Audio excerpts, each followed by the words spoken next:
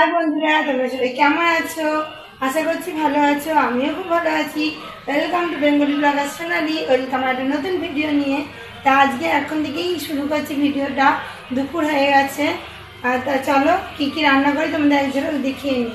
আর আজকে মটর ডাল করছি। মটর ডালের রেসিপিটাই তোমাদের কাছে শেয়ার করব। আর মটর ডালটা কী কী দিয়ে করব তোমাদের একবার দেখিয়ে নিই। এখানে নিয়ে নিয়েছি আমি মটর ডাল। এখানে মটর ডাল নিয়েছি। মটর ডালের মধ্যে কী কী দেবো সেটা তোমাদের দেখিয়ে দিই। আর এখানে ডিম হবে, ডিমে নুন হলুদ মাখিয়ে রেখে দিয়েছি। আর এখানে কড়াইয়ের হাল যা, ডিম সিদ্ধ করে দেখো কড়াইয়ের অবস্থা। ডিম সিদ্ধ করলেই কড়াই এরকম দাগ হয়ে যায়। আর ওর তলায় পেঁয়াজ রসুন বাটা রয়েছে। আর এখানে আলু পোস্তটা আলু সিদ্ধ করে করছি, তাহলে কি আলু পোস্তটা বেশ খেতে ভালো হয় ঝোলটা। তা চলো মটর ডালটা কী করে করি তোমাদের দেখাই।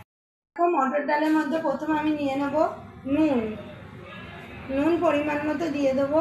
আর মটর ডালটা কিছুক্ষণ একটু জলে ভিজিয়ে রেখেছিলাম, তাহলে কি হবে গলবে বেশ ভালো। তোমরা এরকম করে করবে। আর এর মধ্যে দিয়ে দেবো আমি হলুদ গুঁড়ো। কারি পাতা দিয়ে করবো, বেশ সাম্বার সাম্বার খেতে হবে। দেখো পরিমাণ মতো আমি হলুদ গুঁড়ো দিয়ে দিলাম। আর একটু দিয়ে দেবো লঙ্কার গুঁড়ো, একটু বেশ ঝাল ঝাল খেতে লাগবে। দেখো অল্প করে লঙ্কার গুঁড়ো দিয়ে দিলাম। আর দিয়ে দেবো সামান্য একটু জিরে গুঁড়ো, এই 1.5 চামচের মতো জিরে গুঁড়ো। এবার এর মধ্যে দিয়ে দেবো আমি একটু তেলটা ঢালতে হবে। তাই যেটুকু আছে সেটুকু দিয়েই হয়ে যাবে। তেলটা দেওয়া এই জন্য যাতে ডালটা উপচিয়ে না ওঠে, ওই জন্যই তেলটা দেওয়া। তেলটা ঢালতে হবে। তেলটা খালি হয়ে গেছে, তা এর মধ্যে তেল দিয়ে দিলাম। এবার আমি উনানে এটা চাপিয়ে দেবো, কুকারের মুখটা আটকিয়ে। ওই ঢাকাটা কোথায় গেল? দেখো আমি ঢাকা নিয়ে নিয়েছি। ঢাকা দিয়ে এবার আমি উনানে চাপিয়ে দেবো। আর কড়াইতে তেল নিয়ে নেবো ডিমটা ভেজে নেওয়ার জন্য। আর আলু পোস্ত আলুটা সিদ্ধ করে রেখেছি, দেখি কোনটা আগে চাপাই। আলু পোস্তটা আগে চাপাতে পারি, তাহলে ডিমটাও আগে চাপাতে পারি। আর খারকলের রেসিপিও তো তোমাদের শেয়ার করেছিলাম। উনানটা আমি ধরিয়ে দিলাম। এবার কড়াইতে আমি নিয়ে নেবো তেল, তার জন্য আমি তেলটা ঢেলে নেব। তেল ঢেলে নিলাম। তেল ঢালা আমার হয়ে গেল। আলু ভাজা আলুটা এইভাবে সিদ্ধ করে নিয়েছি একদম। তাহলে কি হয়, এরকম নরম হয়ে গেছে। এটা তাহলে বেশিক্ষণ পোস্তটা দিয়ে কষতে হয় না, আর খেতেও ভালো হয়। ওই জন্য আলুটা একটু সিদ্ধ করে নিয়ে করবে তোমরা, খেতে দেখবে ভালো হবে। আর কি গরম পড়েছে, বৃষ্টি হচ্ছে না এখন কিছু না। আলু পোস্তটাই ভাবলাম আগে করে নিই। আলু পোস্তের জন্য দিয়ে দেবো আমি কালো জিরে ফোড়ন।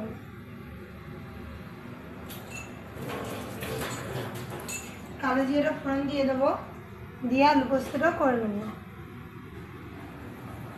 দেখো কালো জিরে নিয়ে চলে এলাম। কালো জিরে ফোড়নে দিয়ে দিলাম। আর এখন সিদ্ধ করে আলু পোস্ত করবে, খেতে দুর্দান্ত টেস্টি হয় আলু পোস্তটা। দিয়ে দিলাম। এবার আলুগুলো দিয়ে দেবো তেলের মধ্যে। ছাঁচে দিয়ে দেবো, যে জল থেকে থাকে নিচে পড়ে যাবে। এবার কড়াইয়ের মধ্যে দিয়ে দিচ্ছি সব আলুগুলো। দিয়ে ভালো করে বেশ কিছুক্ষণ ধরে একটু ছাপিয়ে নিতে হবে।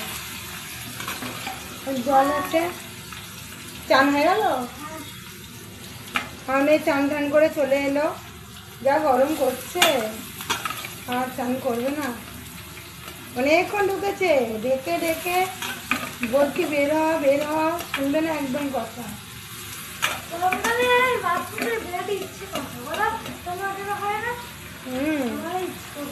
বাচ্চারা বসে থাকলে কাজকর্ম সব উঠে যাবে। সামনে পরীক্ষা এসে গেছে, জুলাই মাসে 31 তারিখে পরীক্ষা। ও বাথরুমে ঢুকে চান করছে। কতক্ষণ লাগে চান করতে? চান করবি আর চলে আসবি।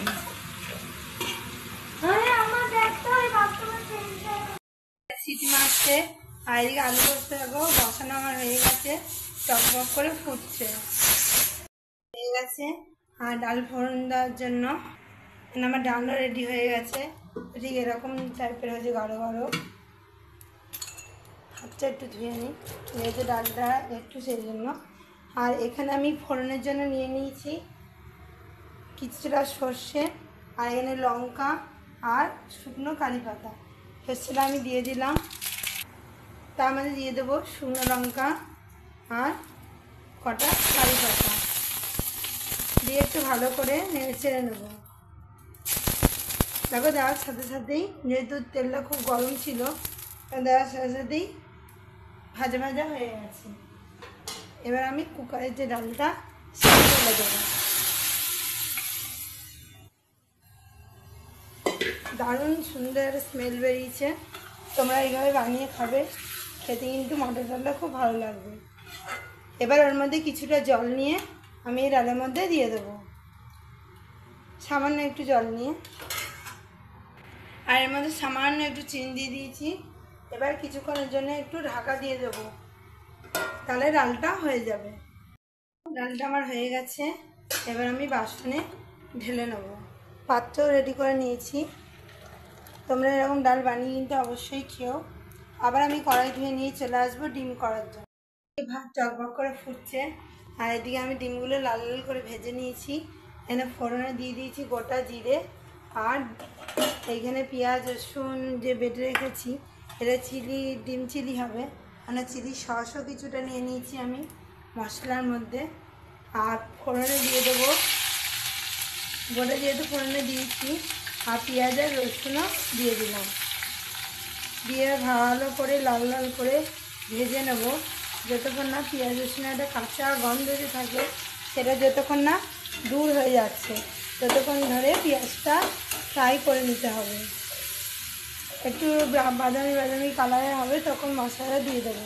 ততক্ষণ মশলাটা আমি ভালো করে গুলে নিই, জল নিয়ে আসি বাটিতে, নিয়ে এসে গুলে নেবো। এখানে গুড় দেওয়ার জন্য গামলা রেখে দেওয়া হয়েছে, আর জলটা আমি নিয়ে নিই।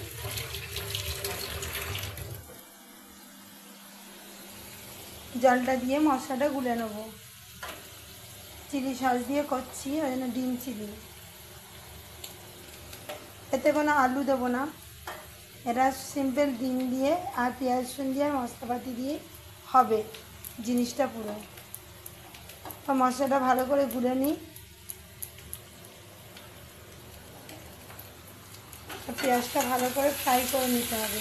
আর মটর ডালটা যে রেসিপিটা তোমাদেরকে দেখালাম, ওটা কিন্তু অবশ্যই বানিয়ে খেও, খেতে কিন্তু দুর্দান্ত হয়।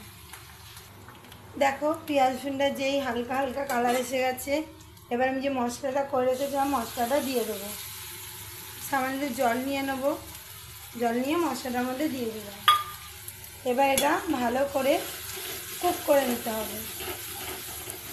নুন টুন হলুদ তেল লঙ্কা গুঁড়ো সবই দিয়েছি। এটা যতক্ষণ একটু তেল না বেরিয়ে চারিদিকে তেল ছেড়ে না দিচ্ছে ততক্ষণ অবধি ভালো করে কষিয়ে নিতে হবে। তেল ছেড়ে দিলেই পরিমাণ মতো জল দিয়ে ডিমগুলো দিয়ে দেবো। তো ভালো করে মশলাটা ফ্রাই করে নিতে হবে, যাতে কাঁচা মশলার না গন্ধ থাকে। এদিকে সুন্দর করে দেখো তেল ছেড়ে দিয়েছে সুন্দর করে। এবার আমি পরিমাণ মতো এতে জল দিয়ে দেবো।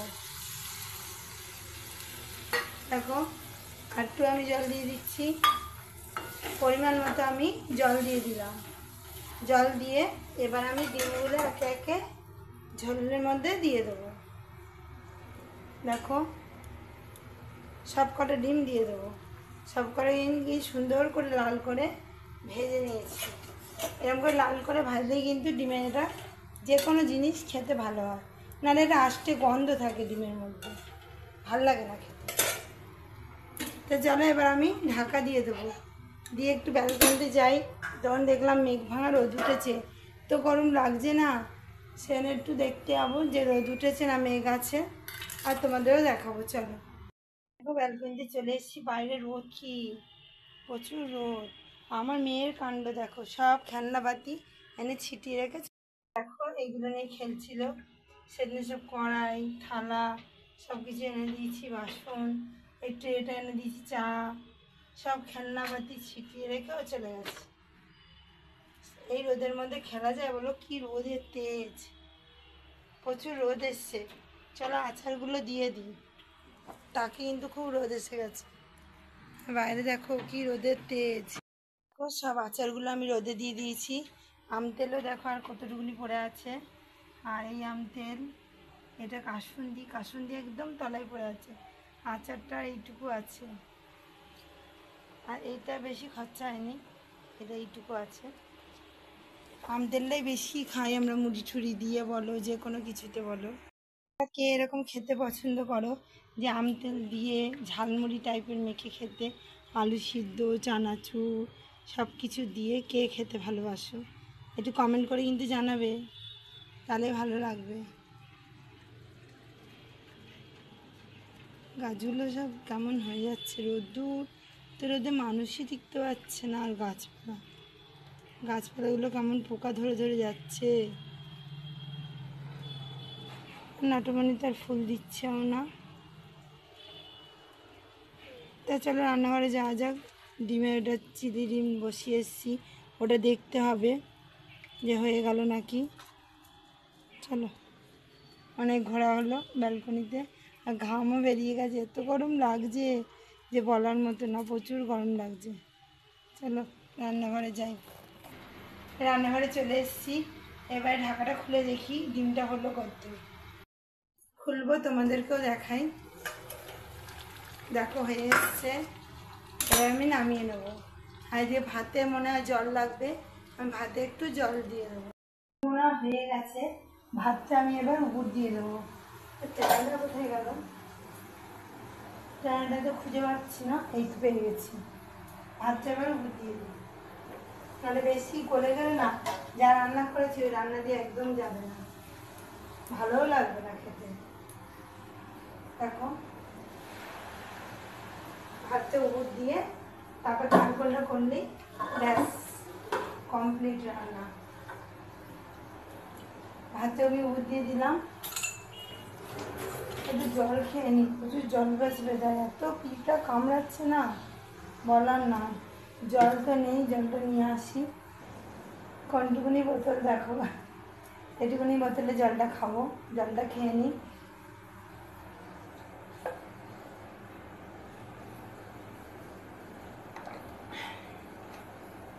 গরমে বেশি দেখবে জলটাই টানে। তাহলে এবার খারগোলটা চাপানো যাক। কড়াইটা ঢালা আমার হয়ে গেছে, আমি উনানে আবার কড়াই চাপিয়ে দিয়েছি। কড়াইটা একটু গরম হলে ওর মধ্যে দিয়ে দেবো আমি তেল। আর আজকে খারকোল দেবো, খারকোল দিয়ে আমাদের ভাত খাওয়া হয়ে যায় অর্ধেক। এক বাটি খারকোল, কিন্তু এক বাটি থাকবে না, ভাত ধরে দিয়ে এইটুকুনি হয়ে যাবে। কি সেলাই হয়ে গেল? এই যে আমার মেয়ে আবার চলে এসছে, ও জামা প্যান্ট সেলাই করছিল।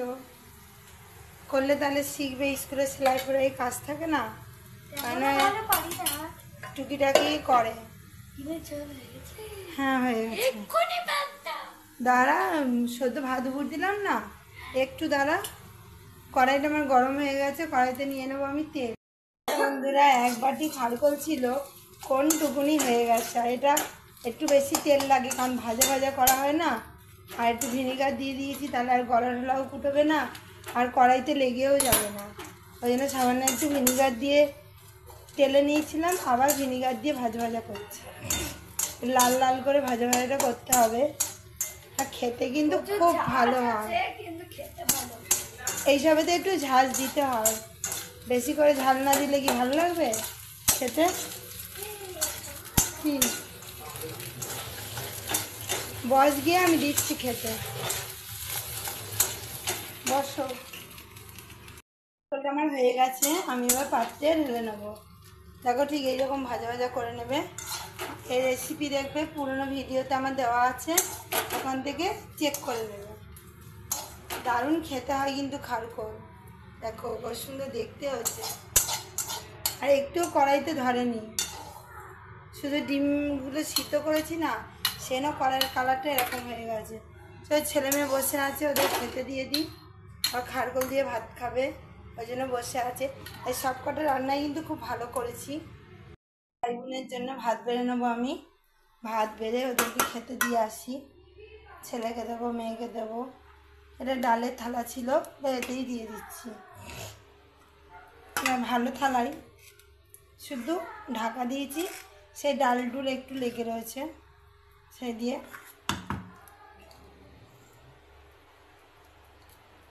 দুজনকে ভাত দেওয়া আমার হয়ে গেল।